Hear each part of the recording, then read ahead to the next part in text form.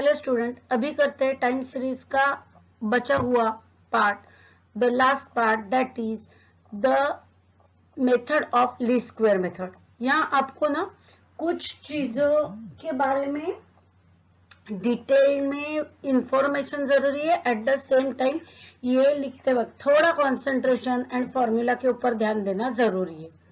तो ये जो कुछ है सामने दिया हुआ है वो आपके टेक्स्ट बुक की मेथड है। तो इंस्टेड ऑफ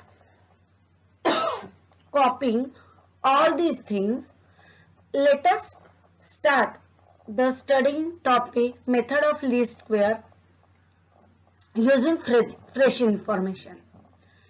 आपको टेबल दिया है जिससे आपको ट्रेंड वैल्यू ढूंढनी है। ट्रेंड वैल्यू ढूंढने के लिए आपको मेथड ऑफ लीस्ट स्क्वायर का यूज करना है। तो उसके लिए प्रोसीजर क्या है, पहले हम फॉर्मूला सीख लेते हैं एंड देन हम प्रॉब्लम को सॉल्व करेंगे। ये देखो, मुझको दो फॉर्मूले हैं। तो हमने 10th में एक लाइन का इक्वेशन सीखा था कि y is equal to mx plus C, बराबर है। सेम इसके जैसे ही हमको एक लाइन का इक्वेशन चाहिए, y is equal to a plus B t. तो अभी ये y a b t कहां से आया? जो आपका क्वेश्चन दिया है, ये देखो क्वेश्चन में जो पहली लाइन होगी ईयर होगी, that is always x, and जो प्रोडक्शन दिया है वो होगा y। तो y तो मिल गया आपको। अब ये t कहां से आएगा? आपको t मिलेगा x की वैल्यू से। सो वो कैसे करना है वो प्रॉब्लम में हम t देख लेते हैं। अगर मैं इसको नंबर दे दो 1, मतलब मुझको ये हमेशा ढूंढना है। इसमें अननोन कौन है? a एंड b, क्योंकि y आपको क्वेश्चन में ही दिख जाएगा, t आपको अरेंजमेंट करने के बाद क्वेश्चन में ही मिल जाएगा। So y is equal to a plus b.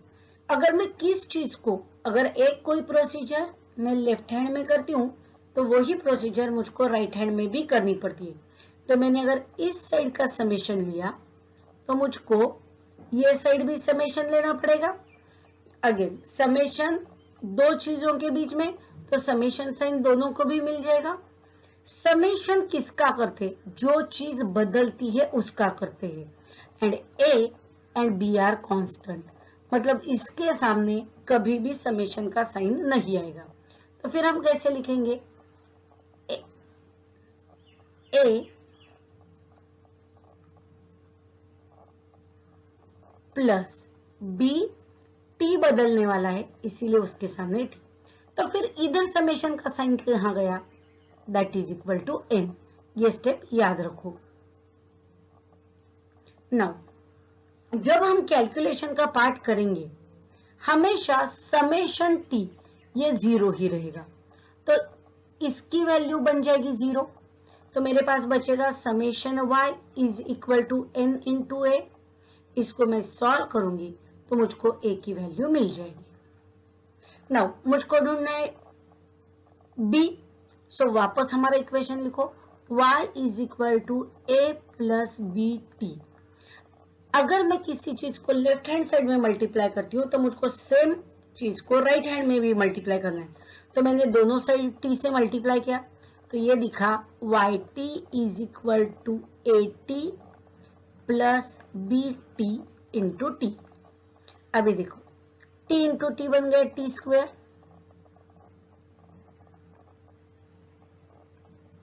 अगर मैंने लेफ्ट हैंड में समेशन का साइन दिया तो वही साइन मुझको राइट हैंड में भी देना पड़ेगा। समेशन का साइज हमेशा जो चीज बदलती है उसके सामने आता है। तो ये बन गया मेरा सेकंड वाला फॉर्मूला। नाउ मुझको पता है कि समेशन टी ये प्रॉब्लम में कायम 0 होता है, तो इस वक्त ये टर्म 0 बन जाएगी। तो बचेगा summation y t is equal to b into summation t square. इसको सॉल्व करेंगे तो मुझको मिल जाएगा ए बी। ये दोनों को हम नंबर 1 में डाल देंगे, दोनों को डाल देंगे नंबर 1 में एंड हमको इक्वेशन ऑफ लाइन मिल जाएगा, फिर हमको जिस भी साल की वैल्यू पूछेंगे हम फाइंड आउट कर सकते हैं। तो अभी देखते हैं ये टी कैसा ढूंढना है एंड टेबल कैसे बनाना है। मैंने जैसे आपको बोला कि दिए हुए क्वेश्चन में जो ईयर होगा वो होगा एक्स एंड जो प्रोडक्शन होगा वो होगा वाई। तो पहले काउंट करो एन। एन मतलब नंबर ऑफ एंट्रीज, 1 2 3 4 5 6 7 8 9 10 11। अभी टी कैसे ढूंढते?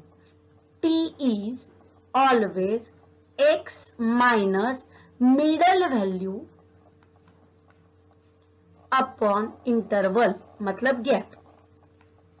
सो X minus, now as entries are 11, ये हो गई सेंटर वाली एंट्री 1967 अपॉन गैप 1967। अगर मैं यहां ले लेती हूं तो ऊपर में 1966, नीचे 1968, मतलब इन दोनों की गैप ये बराबर एक की आ गई, तो गैप है एक की। अभी बनाते हैं टेबल, क्योंकि मुझको कैलकुलेशन के लिए टेबल की जरूरत है। ये देखो, पहला वाला x मैंने लिख के रखा है, y मैंने लिख के रखा है। t का फॉर्मूला क्या है? x minus middle value upon interval. So luckily upon 1 है, इसीलिए कुछ करने की जरूरत नहीं। सो 1962 में से 1967 चले गए, इट इज -5। 1963 माइनस 1967 अपॉन 1, 63 में से 67 गए -4, 64 में से 67 गए -3, -2, 1966 में से 1967 चले गए -1। नेक्स्ट वाली एंट्री मैंने लिख के ही रखी है, 1968 में से 67 गया 1, 69 में से 67 गए 2, सो इट इज 1 2 3 4। एंड इसीलिए मैंने कहा कि ये आंसर हमेशा 0 आने वाला है।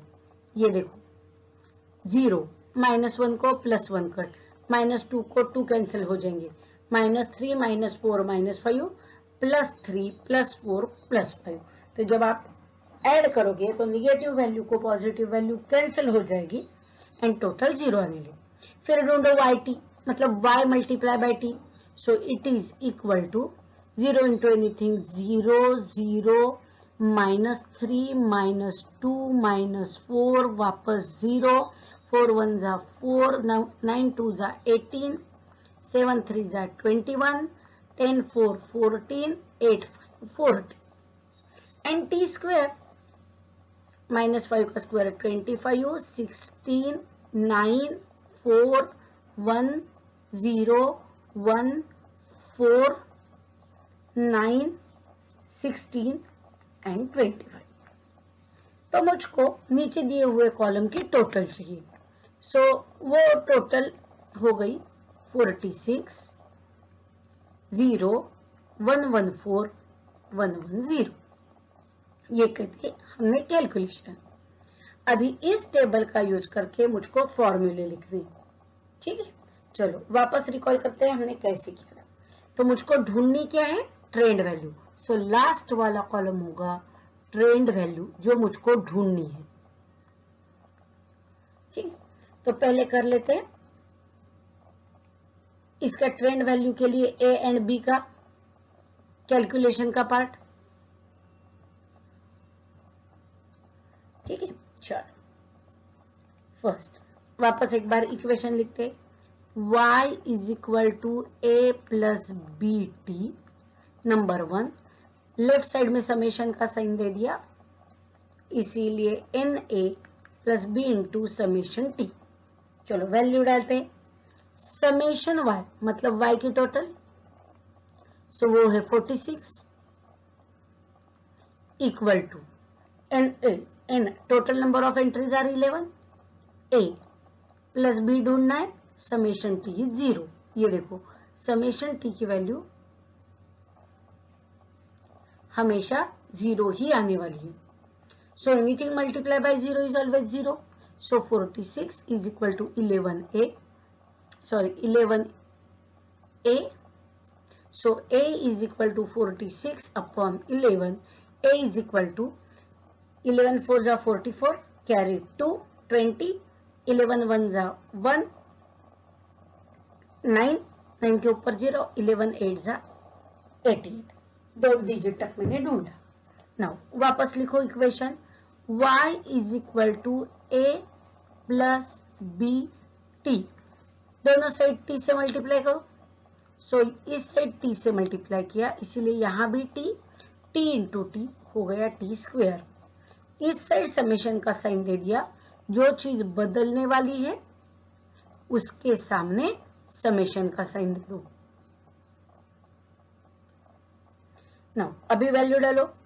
समेशन वाई टी, ये है वाई टी का कॉलम. So it is 114.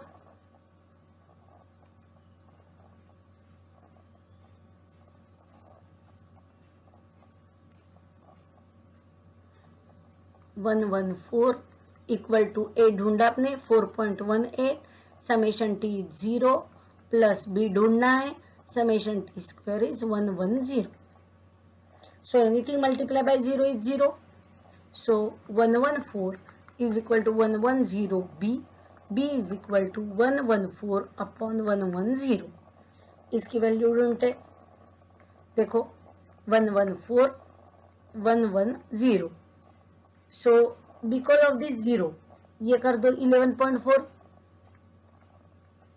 क्योंकि 11 का टेबल सबको आता है. 11 1 जा 11. 4 को डिवाइड नहीं कर सकते इसलिए 0. 11 3 जा 33. सो बी की वैल्यू मिल गई मुझको 1.03.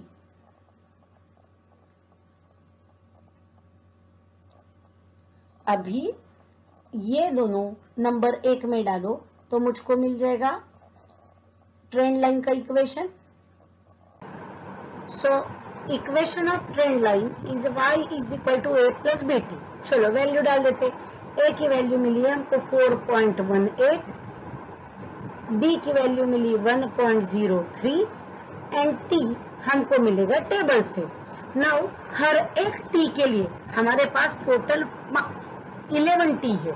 ये देखो हमने टेबल में बनाए. ये देखो इतने सारे t है. ये हर एक t के लिए वैल्यू ढूंढेंगे. So for first t is equal to -5. y is equal to a plus B T. t की वैल्यू -5. इन दोनों का कैलकुलेशन करो. So positive number into negative number negative. 5 3 जा 15. 5 इंटू 1 5. सो ये कैलकुलेशन करके आंसर आ गया -0.87. फॉर नेक्स्ट t की वैल्यू आ गई -4. ये देखो t की वैल्यू एक से कम होते गई है हर वक्त. ये देखो t -5 के बाद -4, तो -5 वैल्यू डाल दी हमने. -5 के बाद फॉर सेकंड वैल्यू -4 डाल दी. So this value is -4. Calculation करो. 4.1 is eight it is. Positive into negative negative. 4.12. सो 18 में से 12 गए 0.06. ये हुआ हमारा आंसर. नाउ t की वैल्यू आ गई -3. सो इन दोनों का मल्टीप्लिकेशन हुआ 3.03. Positive into negative negative. 18 में से 09 गए 09. सो आंसर आ गया 0.09. फिर t की वैल्यू हो गई -2, तो यहाँ डाल दिया -2. Positive into negative negative. 18 में से 6 गए 12. 4 में से 2 गए 2. For t is equal to -1 4.18 plus 1.03 multiplied by -1. So it is 4.18 minus 1.03. So it is 0.15. 4 में से 1 गया 3. एंड ऐसी ही सिमिलरली आपको y6, y7, y8, y9, y10 and y11 निकालना है. मतलब for t is equal to 0 y6 मिलेगा. t is equal to 1, t is equal to 2, 3, 4 and 5. And ये जो आपको वैल्यू मिलती है उस वैल्यू को कहते हैं दिस वन ट्रेंड वैल्यूज। तो मतलब ये चीज, ये वाला जो ब्लैंक हमने रखा है वो, कि ये वैल्यू हमने अभी यहाँ ढूंढ ली। नाउ बोर्ड के एग्जाम में आपको इतने सारे वैल्यू नहीं पूछेंगे, जिस ईयर का पूछा होगा उसका सिर्फ टी लेके आपको आंसर ढूंढना है। तो मैंने आपको यहाँ प्रैक्टिस में 5 वैल्यू निकाल के दिखा दी थी, 6 वैल्यू आपको ढूंढने को बोला। आपको बोर्ड के एग्जाम में से कोई भी रैंडमली 2 या 3 वैल्यू पूछेंगे, जिस वैल्यू का क्वेश्चन पूछेंगे या ट्रेंड वैल्यू पूछेंगे वो आपको ढूंढनी है।